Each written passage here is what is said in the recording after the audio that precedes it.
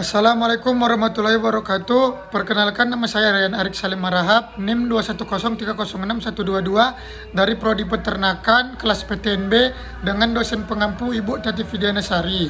Kali ini saya akan menjelaskan metabolisme dari karbohidrat, protein, dan lemak serta hubungannya. Yang pertama yaitu jelaskan proses pencernaan karbohidrat pada monogastrik dan ruminansia.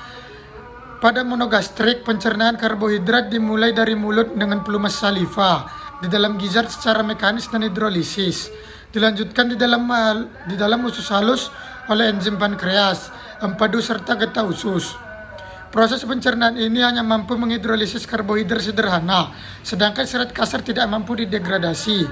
Oleh karena itu, sebagian serat kasar lewat dari organ pencernaan utama masuk ke organ bagian akhir saluran pencernaan, yaitu sekum, rektum, dan kolon. Pada bagian miles terjadi penser. Pada ruminansia, proses metabolisme karbohidrat pada hewan berlangsung di dalam rumen.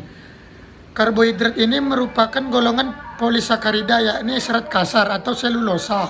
Di dalam rumen, karbohidrat difermentasi oleh mikroba menjadi pirufat. Kemudian asam pirufat yang dihasilkan akan diubah menjadi VFA, CO2, dan CH4. Lalu yang kedua, jelaskan proses metabolisme karbohidrat di hati dari produk awal sampai produk akhir. Metabolisme karbohidrat dalam proses metabolisme karbohidrat, hati melakukan fungsi spesifik berikut ini. Menyimpan glikogen, mengubah galaktosa dan fruktosa menjadi glukosa. Gluconeogenesis membentuk banyak senyawa kimia penting dari hasil perantara metabolisme karbohidrat. Hati penting untuk mempertahankan konsentrasi glukosa darah normal. Misalnya, penyimpanan glikogen memungkinkan hati mengambil kelebihan glukosa dari darah, menyimpannya dan kemudian mengembalikannya kembali ke darah bila konsentrasi glukosa darah mulai turun terlalu rendah. Lalu yang ketiga, jelaskan proses pencernaan protein pada unggas dan ruminansia. Pencernaan protein pada unggas dimulai saat makanan dihaluskan dan dicampur dalam ventriculus. Pencernaan tersebut dimulai dengan kontraksi otot proventriculus yang mengaduk-aduk makanan dan mencampurkan dengan getah pencernaan yang terdiri atas HCl dan pepsinogen. Pepsinogen yang bereaksi dengan HCl berubah menjadi pepsin. HCl dan pepsin akan memecah protein menjadi senyawa yang lebih sederhana, seperti polipeptida, proteosa, pepton, dan peptida. Penyerapan protein dimulai ketika makanan masuk ke dalam usus. Mukosa usus terdiri dari lapisan otot licin, jaringan ikat, dan epitel kolumner sederhana dekat rumen. Pada epitel pelapis terdapat banyak sel goblet yang menghasilkan lendir dan sekresinya membantu melicinkan makanan. Pada mukosa terdapat banyak vilus yang mengandung banyak pembuluh darah dan pembuluh limfa kecil. Lapisan epitel akan menyerap air dan zat-zat makanan. Sel absorpsi dari vilus merupakan tempat absorpsi asam amino. Secara umum, asam amino setelah diserap oleh usus halus akan masuk ke dalam usus pembuluh darah.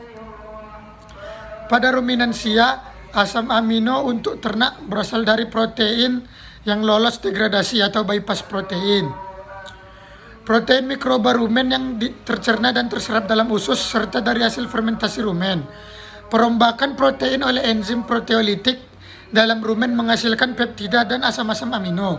Produk ini sebagian besar akan mengalami katabolisme lebih lanjut atau deaminasi, sehingga dihasilkan amonia atau NH3.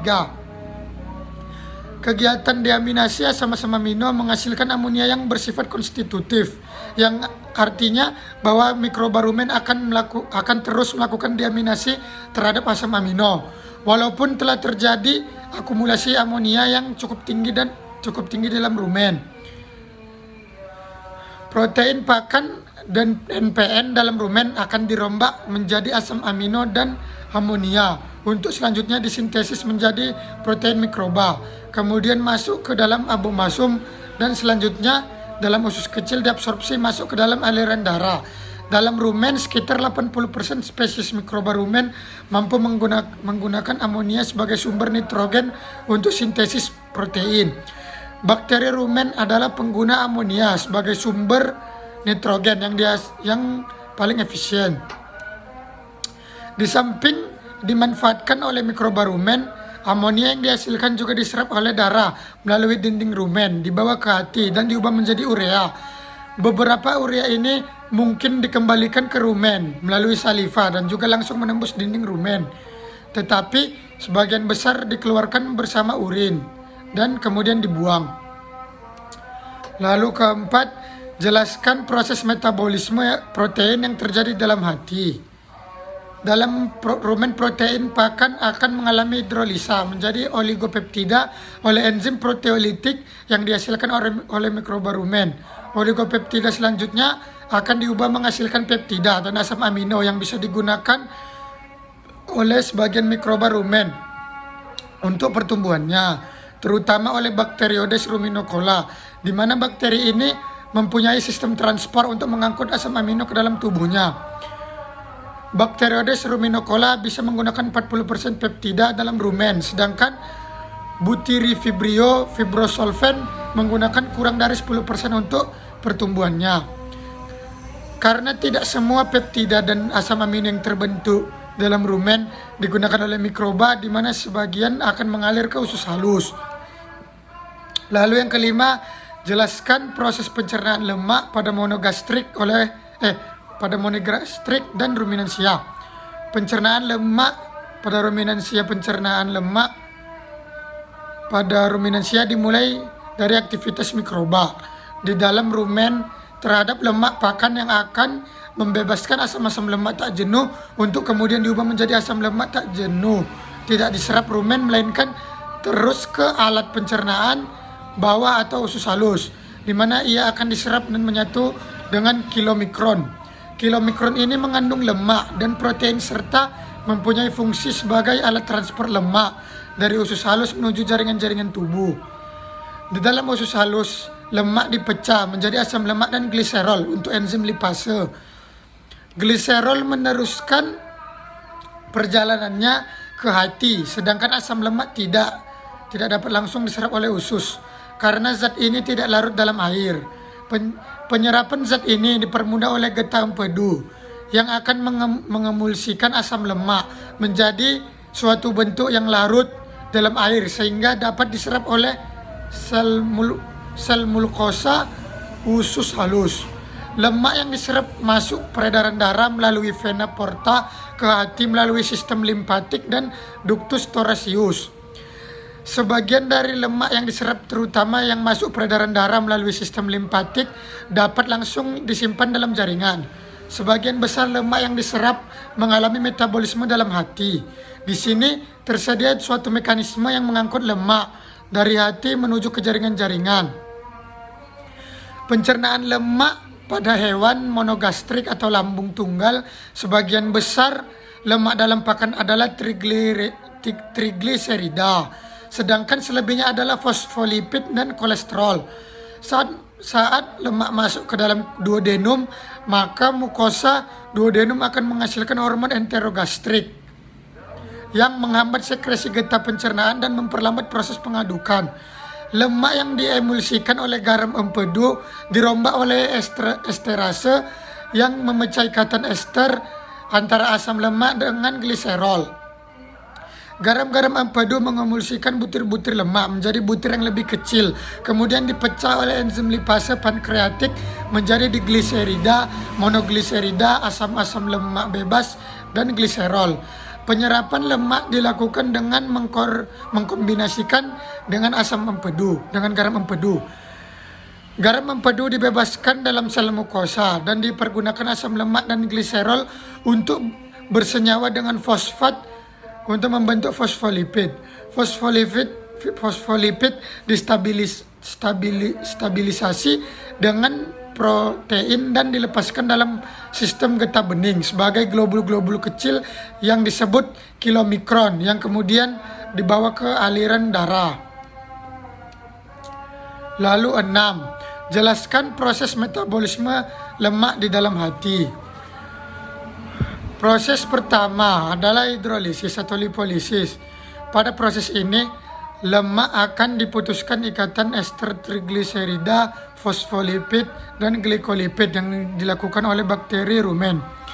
Pada proses ini, dihasilkan asam lemak, gliserol, dan galaktosa. Hasil tersebut siap dimetabolisme secara lanjut.